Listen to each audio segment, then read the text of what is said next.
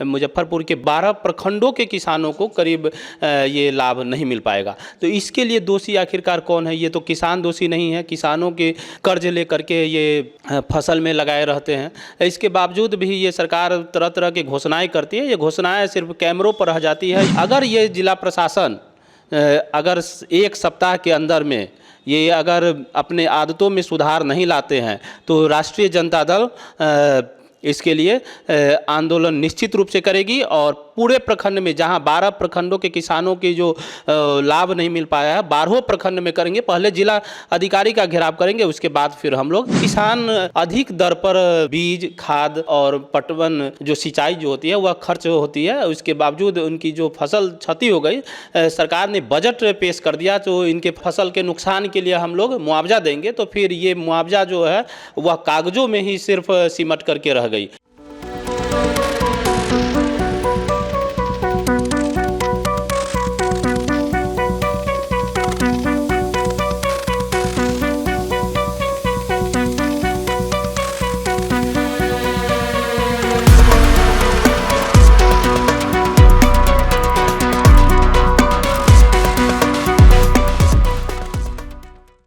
नमस्कार, first look Bihar में मैं निशा श्री आप तमाम दर्शकों का स्वागत करती हूं।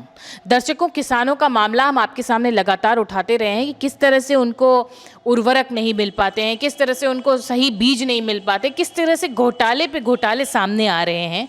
सबसे चौंकाने वाली बात है कि एक और घोटाला सामने आया और इसमें बात है कि एक अधिकारी की लापरवाही की वजह से 12 प्रखंडों के जो किसान हैं वो मुआवजे की राशि से चूक गए। कौन होगा इन बातों का जिम्मेदार? एक किसान आखिर क्या करे? इतनी मेहनत से धूप में, बरसात में, ठंड में, कुहासे में वो अपने खेत को जोतता है, तपता है, उसको बचा कर रखता है और अगर किसी प्राकृतिक आपदा की वजह से उसका नुकसान हो जाए तो उसकी भरपाई करने के लिए जो सरकार ने मुआवजे की राशि दे रखी है वो किसी अधिकारी की लापरवाही की वजह से चूक जाती है।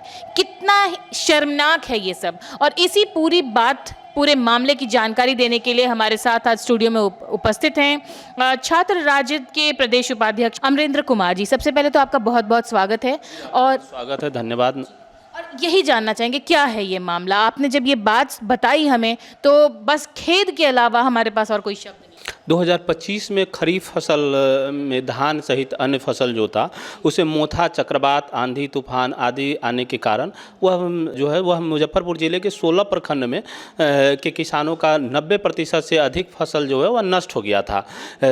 इसके बाद सरकार ने रिपोर्ट तैयार करवाई और सभी प्रखंडों से रिपोर्ट मंगवाई। सभी प्रखंड से रिपोर्ट मंगवाने के बाद जिला कृषि कार्यालय ने रिपोर्ट जिला प्रशासन को भेजा, जिलाधिकारी को।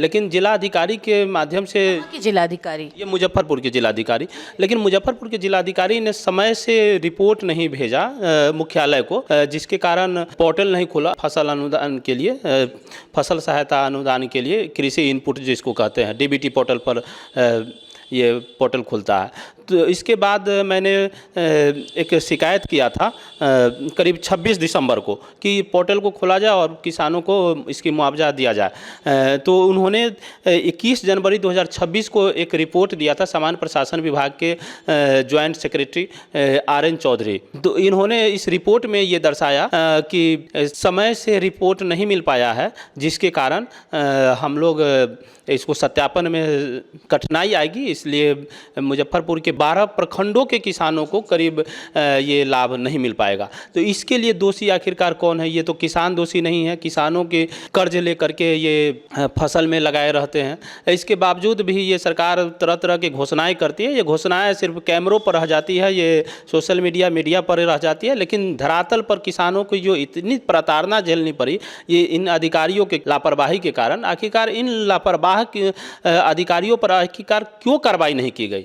जिलाधिकारी जो हैं वो चुनाव में उनको जो है सर्वश्रेष्ठ प्रदर्शनी का, सर्वश्रेष्ठ चुनाव कराने का उनको अवार्ड दिया जाता है और किसान जिनके बदौलत हम अपने घर के रोटी दाल खा पाते हैं, उनका जब प्राकृतिक आपदा में नुकसान हो जाता है तो भरपाई करने वाला कोई नहीं है। आखिर इस बारे में कि ये लापरवाही हुई है, ये आपको जानकारी कैसे प्राप्त? ये जब हमने सीपी ग्राम पोर्टल पर 26 दिसंबर को शिकायत किया था, तो 21 जनवरी 2026 को आर.एन. चौधरी ने रिपोर्ट में दर्शाया और पोर्टल पर ये जानकारी मिली। तो इस रिपोर्ट के माध्यम से पता चला। इस रिपोर्ट में साफ साफ स्पष्ट दर्शाया गया है कि जिला कृषि पदाधिकारी या जिला अधिकारी के द्वारा समय से रिपोर्ट नहीं आने के कारण इस तरह के समस्याएं उत्पन्न हो रही, व्यवहारिक समस्याएं उत्पन्न हो रही है। अब व्यवहारिक समस्याएं, टेक्निकल आपके पास इतनी चीज़ें हैं, इतने संसाधन उपलब्ध है, तो फिर आप सत्यापन क्यों नहीं कर सकते हैं?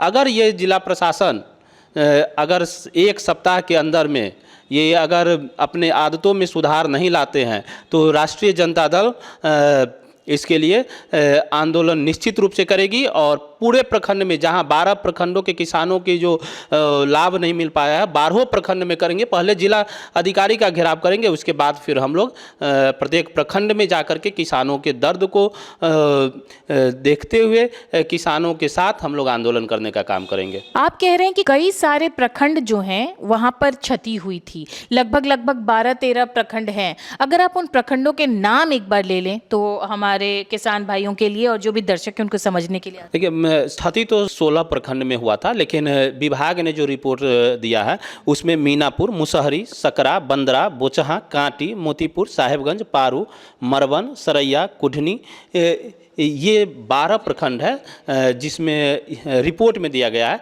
और इन 12 प्रखंड के किसानों को मुआवजा नहीं दी गई है। कि 26 यानी कि जो बीता साल है उसका जो 26 दिसंबर है 2025, वहाँ पर जाकर के जब कंप्लेन किया गया और सामान्य प्रशासन विभाग के संयुक्त सचिव आर.एन. चौधरी ने जब रिपोर्ट पेश किया तो उसमें जाकर के इनको पता चला कि यहाँ के जो किसान हैं जिनकी क्षति हुई थी उस प्राकृतिक आपदा में, उसका रिपोर्ट तो आगे भेजा ही नहीं गया है।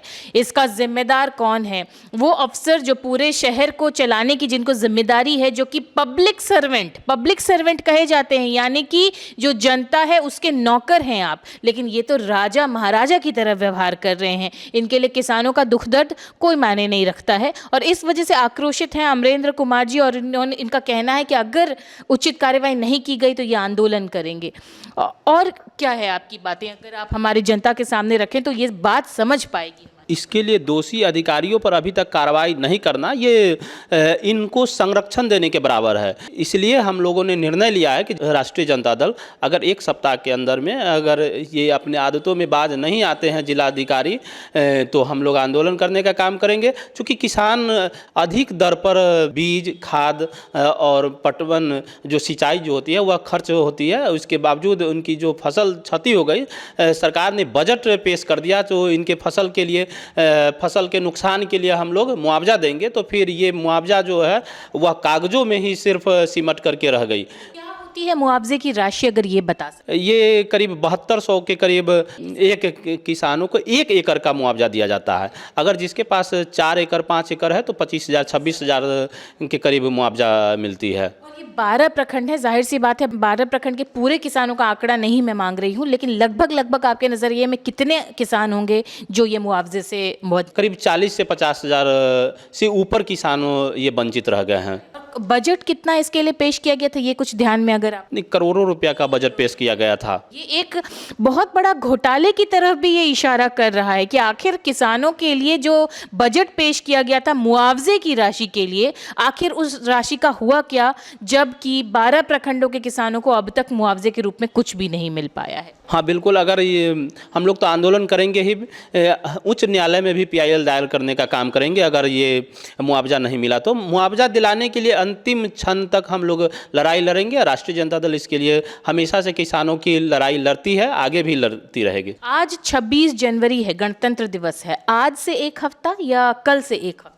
कल से एक हफ्ते का समय आप दे रहे हैं। अगर ये नहीं हुआ तो उसके बाद आप आंदोलन? हाँ बिल्कुल बिल्कुल, पहले हम लोग जिलाधिकारी से मिल करके उनको एक मेमोरेंडम देंगे कि आज से अगर आप 1 सप्ताह के अंदर में अगर किसानों को मुआवजे की राशि नहीं देते हैं तो फिर हम लोग आंदोलन करने का काम करेंगे। तो देख लीजिए कि क्या हालत है शासन और प्रशासन की। एक तरफ सुशासन का और अलग अलग तरह के दावे किए जाते हैं, लेकिन जो हमारे अन्नदाता किसान हैं वही नज़रअंदाज हो रहे हैं, और वो भी तब जब उनकी पूरी खून पसीने की मेहनत जो है वो एक प्राकृतिक आपदा में नष्ट हो जाती है। ठीक है, तो इन बातों को अमरेंद्र कुमार जी आपने हमारे सामने रखा, हमारे चैनल में आकर के इन बातों को बताया, उसके लिए आपको बहुत आपको भी बहुत बहुत धन्यवाद। चूँकि मुजफ्फरपुर के किसानों के दर्द को आपने उठाया, इसके लिए धन्यवाद। और किसानों की तरफ से भी आपका धन्यवाद, आभार प्रकट करता है आपका और आपके चैनल को। तो किसान भाई, अभी हम इस चर्चा को यहीं देते हैं विराम, लेकिन हम आपसे आग्रह करेंगे कि इस रिकॉर्डिंग पर जो आप फेसबुक पे या यूट्यूब पे जहाँ पे भी इसे देख रहे हों, आप अपने कमेंट्स हमें ज़रूर भेजें, ताकि आपकी जो भी समस्याएं हैं उसको हम अपने चैनल पर और भी चला सकें। फिलहाल के लिए दीजिए इजाज़त। आप देख रहे थे फर्स्ट लुक बिहार। धन्यवाद।